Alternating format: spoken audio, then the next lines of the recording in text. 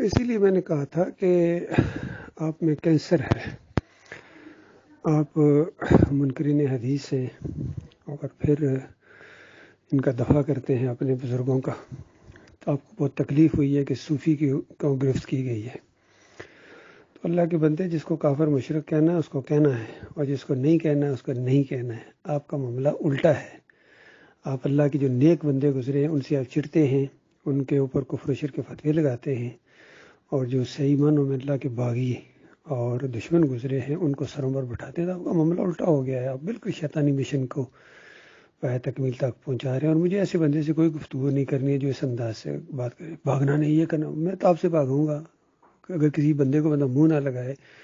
لکم دینکم ولی دین میں آپ کو پہلے کہہ چکا ہوں، تو لہٰذا میں بالکل آپ سے کسی قسم کی ذری بات ہے، میں نہیں چاہتا ہوں کہ قرآن اور حدیث جھٹلایا جائے، کیونکہ آپ جھٹلاتے ہیں قرآن و حدیث کو، اور ایسے بندے سے بات چیت کرنے کا کوئی فائدہ نہیں ہے۔ اللہ تعالیٰ کا یہی حکم ہے اپنے مومن بندوں کو کہ فذکر ان نفعت الذکر، کہ آپ نصیحت کریں اگر کچھ فائدہ نظر آئے، یعنی آپ محسوس کریں کہ آپ کی نصیحت کا کسی کو فائدہ ہوتا ہے، یا کوئی اللہ سے ڈرا ہوا ہے، وہ دین کی بات سمجھنا چاہتا ہے، سیکھنا چاہتا ہے، اللہ کا خوف ہے اس کے اندر، اس کے ساتھ بات کی جاتی ہے۔ باقی کیوں بلاک نہ کیا جائے ایسے بندے کو جو شر پھیلا رہا ہو، اس کو ہم نہ اپنے گروپ میں رہنے دیتے ہیں اور نہ ہی پرسنل میں اس سے گفتگو کرتے ہیں۔